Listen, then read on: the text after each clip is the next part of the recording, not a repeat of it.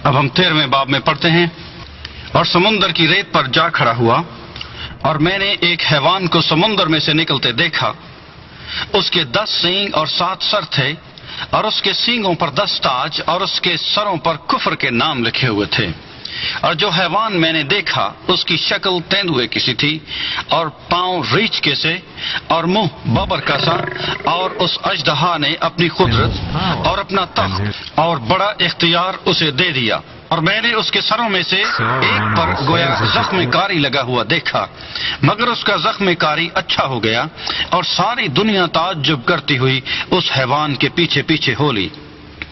اور چونکہ اس اژدہا نے اپنا اختیار اس حیوان کو دے دیا تھا، اس لیے انہوں نے اژدہا کی پرستش کی، اور اس حیوان کی بھی یہ کہہ کر پرستش کی کہ اس حیوان کی مانند کون ہے، کون اس سے لڑ سکتا ہے.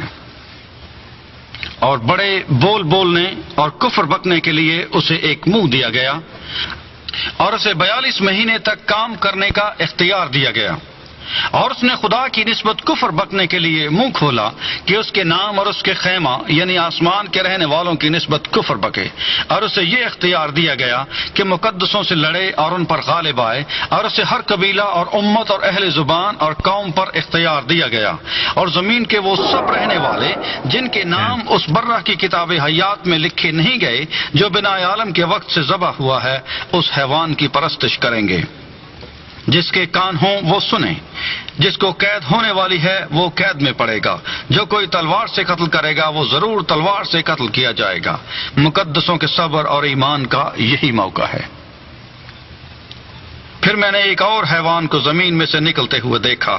اس کے برہ کے سے 2 سینگ تھے، اور اژدہا کی طرح بولتا تھا. اور یہ حیوان پہلے کا سا اختیار اس کے سامنے کام میں لاتا تھا، اور زمین اور اس کے رہنے والوں سے اس پہلے حیوان کی پرستش کراتا تھا جس کا زخم کاری اچھا ہو گیا تھا. اور وہ بڑے بڑے نشان دکھاتا تھا، یہاں تک کہ آدمیوں کے سامنے آسمان سے زمین پر آگ نازل کر دیتا تھا.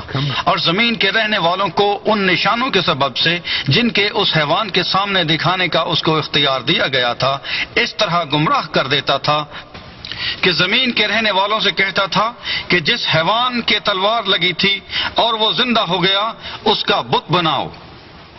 اور اسے اس حیوان کے بت میں روح پھونکنے کا اختیار دیا گیا تاکہ وہ حیوان کا بت بولے بھی، اور جتنے لوگ اس حیوان کے بت کی پرستش نہ کریں ان کو قتل بھی کرائے.